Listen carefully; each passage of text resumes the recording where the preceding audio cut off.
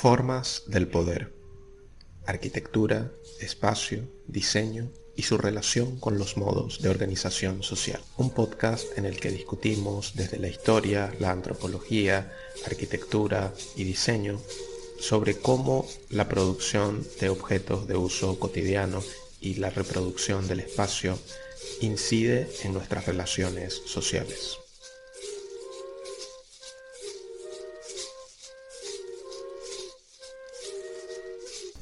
En este episodio continuaremos describiendo algunos de los objetos funcionales que conformaban el sistema de objetos propio de los indígenas caribe y su importancia desde el punto de vista de la organización social, en este caso en particular marcando especialmente su contraste con el rol social también que habría jugado entre sus vecinos arahuacos. Se trata de la hamaca, el chinchorro, o, como aparece recogido en el diccionario de Matías Ruiz Blanco que hemos venido citando en episodios anteriores, el huasatur o etué. Así aparece descrito por Ruiz Blanco. De hecho, él describe la acción de colgar la hamaca como huahuaptacé. En cualquier caso, se sabe que el término hamaca es más bien un tainismo, es decir, de origen arahuaco, que fue adoptado de una manera relativamente temprana al español americano y que rápidamente se difundió en todas las regiones hablantes del castellano. Podríamos perfectamente usar el término hamaca de manera más bien indistinta. Sin embargo, existe otro término con una importancia similar en el habla del castellano en Venezuela, como lo es el chinchorro, tan empleado en nuestro país y que curiosamente no parece tener su origen en lenguas indígenas ni mucho menos caribe, según se desprende no solo del estudio de diccionarios como el de Ruiz Blanco o el de Tauste, sino también incluso de estudios lingüísticos como el Diccionario Histórico del Español de Venezuela, preparado por Francisco Javier Pérez. Sin embargo, hay una clara diferencia morfológica entre lo que llamamos en castellano hamaca y chinchorro. Este último, el chinchorro, podemos caracterizarlo habitualmente como una suerte de variedad de la hamaca taína, de la hamaca arahuaca o del huasatur caribe, que estaría en este caso confeccionado con un tejido más bien abierto, por lo cual con mucha frecuencia se le ha relacionado con una red de pesca y hay en efecto un tipo de red de pesca de malla abierta y una técnica de pesca asociada a este implemento que es la del chinchorro. Entre los caribes de Nueva Andalucía parece haber existido tanto el chinchorro de tejido abierto como el de tejido cerrado o hamaca, si queremos diferenciarlo de esta manera. Esto se puede concluir estudiando las fuentes de los cronistas de la época. Por ejemplo, de la descripción de Matías Ruiz Blanco podemos identificar como hamacas de tejido cerrado lo que él describe como mantas de algodón muy bien tejidas con rapacejos en las dos cabezas y con torsales del mismo algodón o de pita. Los recogen y forman dos como anillos de donde las cuelgan y colgadas las extienden y se acuestan en ellas. También menciona la presencia de otro tipo de hamaca, o lo que sería un chinchorro, que sería más similar a una red, sobre la que poco más adelante del pasaje anterior describe que no son tan cómodas ni durables. Ruiz Blanco también hace referencia a una cuestión que aún puede verse entre muchos pueblos indígenas, y es que bajo las hamacas solía haber fuego, el cual serviría para espantar animales y dar calor. Citamos textualmente: allí en sus casas cuelgan sus hamacas o chinchorros en que duermen al aire, teniendo toda la noche fuego encendido bajo de la cama para suplir la falta de ropa y abrigarse del frío de la noche. En cualquier caso, el huasatur caribe debió ser un objeto bastante omnipresente en todas las viviendas indígenas entre los distintos grupos habitantes de nuestra región de estudio. Hay varias crónicas que coinciden en informar cómo dentro de las casas hay pilares de madera que son los que sirven para que se tiendan estos lechos colgantes. Se trata, por ende, de un rasgo singular del mobiliario indígena que, aun cuando en apariencia estaría limitado en su movilidad por la existencia de estos pilares, queda clarísimo que se podrían desplegar y replegar a conveniencia, lo cual termina convirtiendo a este dispositivo funcional en un elemento con unos rasgos de un gran dinamismo funcional.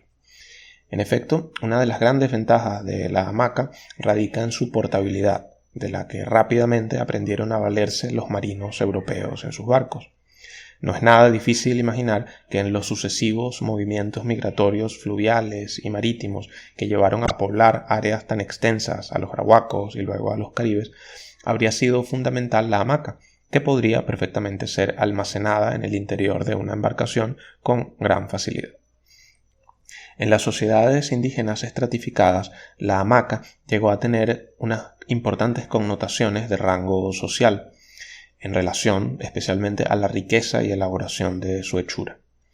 Entre las crónicas que al respecto se escribieron entre los siglos XVI y XVII, destaca por ejemplo la de Oviedo y Baños sobre el cacique Manaure, quien era transportado en una hamaca. Una función simbólica parecida jugaba la hamaca entre los zenú, por ejemplo, de la actual Colombia. Bartolomé de las Casas relata su uso entre los taínos, grupos arahuacos. Sin embargo, en esta descripción de las casas no se hace evidente ninguna diferenciación entre las hamacas de los individuos con una jerarquía superior.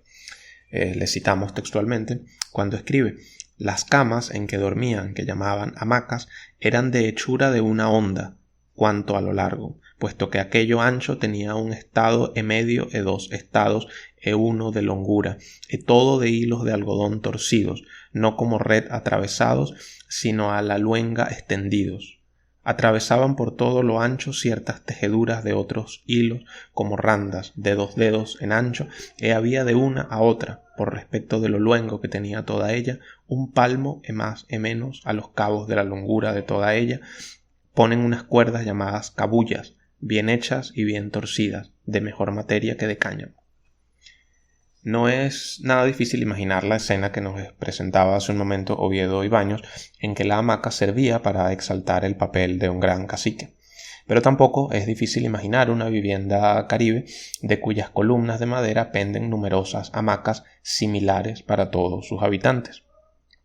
Y por ende nos es fácil inferir las distintas connotaciones que un objeto relativamente similar habría podido tener en culturas diferentes en cuanto a su organización social. Numerosos autores, por ejemplo, entre los que destacan Febres Cordero, Rodríguez Febres Cordero y Cortés Riera, han elogiado el valor funcional de la hamaca, no solo en cuanto a su portabilidad y su versatilidad, sino también en su extraordinaria comodidad. En este sentido, la hamaca es un objeto único en el mundo, el cual puede asociarse a un modo de vida que valora el descanso y el reposo. La existencia de este mueble, y particularmente lo extendido de su uso, especialmente entre los caribes, es un claro signo indicativo del modo de vida indígena en contraposición al modo de vida europeo, en especial la relación con el trabajo. La hamaca, o el chinchorro, o el guasatur, serán pues un objeto de gran importancia en las culturas indígenas de la región del Caribe, tanto las arahuacas como las caribes, y podríamos decir que representa un valiosísimo ejemplo de cómo un objeto con una morfología base bien definida puede adquirir connotaciones simbólicas asociadas a la estratificación social o representar cierta horizontalidad social en base a una funcionalidad bien definida, que en este caso la podemos asociar a la portabilidad y a la comodidad. Por otra parte, la función del objeto deviene en cierto modo una posibilidad de pervivencia de un modo de vida que no solo se mantiene en la cultura venezolana, sino que pasa a extenderse a buena parte del mundo. Esto especialmente en cuanto a el ocio y el tiempo libre asociado a este objeto. Ya hemos indicado cómo la hamaca o el guasatur es un objeto al que podríamos catalogar de muy bien diseñado, si cabe, en cuanto al cumplimiento de su función, no solo por su portabilidad, sino también su comodidad. Cuando nos referimos a la portabilidad, recuerden que hablamos de la posibilidad de ser transportado en la complejísima dinámica territorial de los arahuacos y de los caribes. De hecho, para esto último, en esas grandes movilizaciones, no solo por tierra, sino fluviales o marítimas, es muy fácil imaginar cómo una hamaca o un asatur o un chinchorro podría haber estado perfectamente acomodado, ocupando muy poco espacio en el fondo de una embarcación, y evidentemente es muy fácil imaginar por qué fue tan rápida la asimilación de este objeto por parte de los marinos europeos.